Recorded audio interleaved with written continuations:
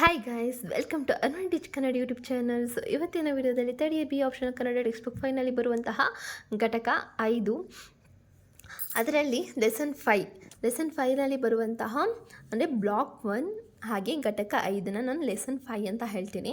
So ಅದಾಗ ಸಂಧಿ ಪ್ರಕರಣ ಭಾಗ 1ರ ಬಗ್ಗೆ ಇವತ್ತಿನ ವಿಡಿಯೋದಲ್ಲಿ ತಿಳ್ಕೊಳ್ಳೋಣ. ಸೊ ವಿಡಿಯೋ ಎಂಡ್ವರೆಗೂ ಸ್ಕಿಪ್ ಮಾಡಿದೆ ನೋಡಿ ಅಂತ ಹೇಳ್ತಾ, ಹಾಗೆ ಪ್ರತಿ ಪುಟವನ್ನು ನಾನು ಎಕ್ಸ್ಪ್ಲೇನ್ ಮಾಡಬೇಕಾದ್ರೆ ನೀವು ಸ್ಕ್ರೀನ್ಶಾಟ್ ತೊಗೊಂಡು ನೀವು ನೋಟ್ಸ್ ಮಾಡ್ಕೊಳ್ಳಿ, ನಿಮಗೆ ಎಕ್ಸಾಮ್ಗೆ ತುಂಬ ಹೆಲ್ಪ್ ಆಗುತ್ತೆ ಅಂತ ಹೇಳ್ತಾ, ಸೊ ವಿಡಿಯೋ ಎಂಡ್ವರೆಗೂ ಸ್ಕಿಪ್ ಮಾಡಿದೆ ನೋಡಿ. ಸೊ ಫಸ್ಟ್ ಪೀಠಿಕೆ. ಕನ್ನಡ ವ್ಯಾಕರಣದಲ್ಲಿ ಸಂಧಿ ಒಂದು ಪ್ರಮುಖ ವಿಷಯವಾಗಿದೆ. ಸಂಧಿ ಎಂಬ ಪದವು ಸಂಸ್ಕೃತದಲ್ಲಿ ಸಂ ಪ್ಲಸ್ ದ ಎಂಬ ಧಾತುವಿನಿಂದ ಬಂದಿದೆ. ಇದರ ಅರ್ಥ ಸೇರಿಸುವುದು ಅಥವಾ ಜೋಡಿಸುವುದು ಎಂದಾಗಿದೆ. ಭಾಷೆಯಲ್ಲಿ ಎರಡು ಅಕ್ಷರಗಳು ಅಥವಾ ಪದಗಳು ಒಂದಕ್ಕೊಂದು ಸೇರಿದಾಗ ಉಂಟಾಗುವ ಧ್ವನಿ ಬದಲಾವಣೆಗಳನ್ನು ಸಂಧಿ ಎಂದು ಕರೆಯುತ್ತಾರೆ. ಸಂಧಿಯ ಮೂಲಕ ಭಾಷೆ ಹಕ್ಕು ಮಧುರವಾಗುತ್ತದೆ, ಸುಲಭವಾಗಿ ಉಚ್ಚರಿಸಬಹುದು ಹಾಗೂ ಅರ್ಥವೂ ಸ್ಪಷ್ಟವಾಗುತ್ತದೆ. ಕನ್ನಡ ಮತ್ತು ಸಂಸ್ಕೃತ ಭಾಷೆಗಳಲ್ಲಿ ಸಂಧಿಗೆ ವಿಶೇಷ ಮಹತ್ವವಿದೆ. ಕಾವ್ಯ, ಗದ್ಯ, ಪದ್ಯ ಮತ್ತು ಸಾಹಿತ್ಯ ಕೃತಿಗಳಲ್ಲಿ ಸಂಧಿಯ ಬಳಕೆ ಹೆಚ್ಚಾಗಿ ಕಂಡುಬರುತ್ತದೆ. ವಿವರಣೆ. ಸಂಧಿ ಅಂದರೆ ಒಂದು ಪದದ ಕೊನೆಯ ಅಕ್ಷರ ಮತ್ತು ಮತ್ತೊಂದು ಪದದ ಮೊದಲ ಅಕ್ಷರ ಒಂದಕ್ಕೊಂದು ಸೇರಿದಾಗ ಉಂಟಾಗುವ ಧ್ವನಿ ಅಥವಾ ಅಕ್ಷರ ಬದಲಾವಣೆಯನ್ನು ನಾವೇನಂತ ಕರಿತೇವೆ? ಸಂಧಿ ಎಂದು ಕರೆಯುತ್ತೇವೆ. ಉದಾಹರಣೆಗೆ, ದೇವ ಪ್ಲಸ್ ಆಲಯ ದೇವಾಲಯ, ಗಿರಿ ಪ್ಲಸ್ ಈಶಾ ಇಸ್ ಈಕ್ವಲ್ ಟು ಗಿರೀಶ, ಸತ್ ಪ್ಲಸ್ ಜನ ಸಜ್ಜನ. ಸಂಧಿಯ ವಿಧಗಳು. ಸಂಧಿಯನ್ನು ಮುಖ್ಯವಾಗಿ 3 ವಿಧಗಳಾಗಿ ವಿಂಗಡಿಸಲಾಗಿದೆ. ಫಸ್ಟ್ ಸ್ವರ ಸಂಧಿ, ಸೆಕೆಂಡ್ ವ್ಯಂಜನ ಸಂಧಿ, ಹಾಗೆ ಥರ್ಡ್ ಒನ್ ವಿಸರ್ಗ ಸಂಧಿ. ಫಸ್ಟ್ ಒನ್ ಸ್ವರ ಸಂಧಿಯ ಬಗ್ಗೆ ತಿಳಿದುಕೊಳ್ಳೋಣ. 2 ಸ್ವರಗಳು ಒಂದಕ್ಕೊಂದು ಸೇರಿದಾಗ ಉಂಟಾಗುವ ಸಂಧಿಯನ್ನು ಸ್ವರ ಸಂಧಿ ಅಂತ ಕರಿತೇವೆ. ಸ್ವರ ಸಂಧಿಯಲ್ಲಿ ಹಲವಾರು ಉಪವಿಧಗಳಿವೆ. ಫಸ್ಟ್ ಒನ್ ದೀರ್ಘ ಸಂಧಿ.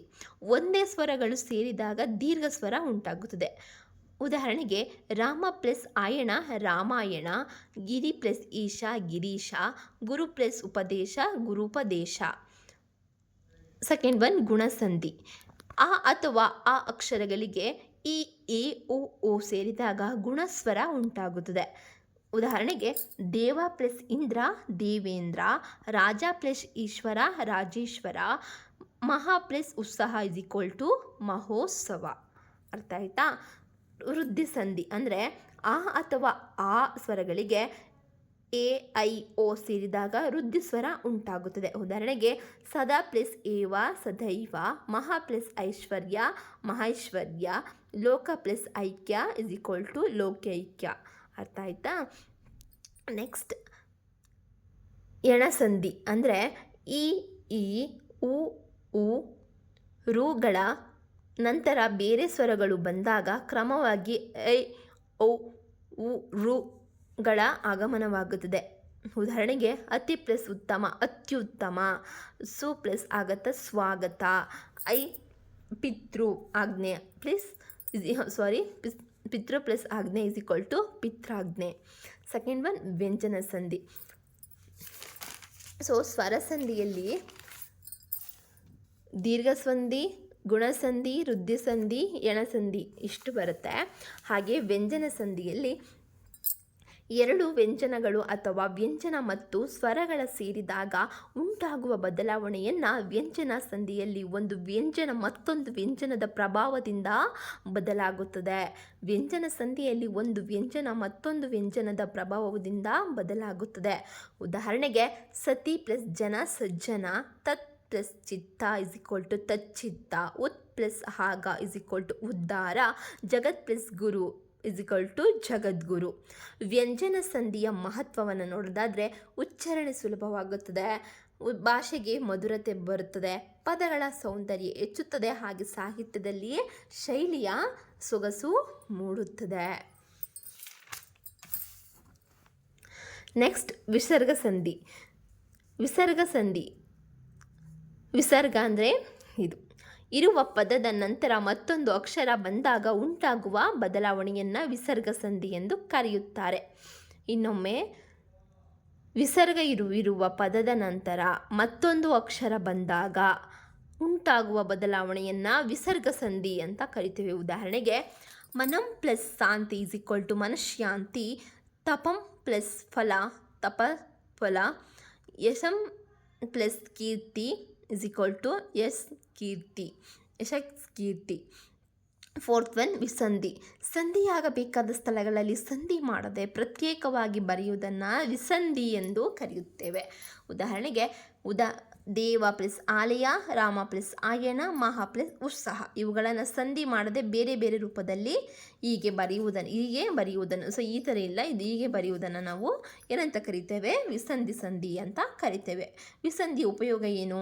ಅರ್ಥವನ್ನು ಸ್ಪಷ್ಟಪಡಿಸಲು ಶಿಕ್ಷಣ ಮತ್ತು ವ್ಯಾಕರಣದ ಅಧ್ಯಯನದಲ್ಲಿ ಪದಗಳ ಮೂಲ ರೂಪವನ್ನು ತಿಳಿಯಲು ಸಹಾಯಕವಾಗಿದೆ.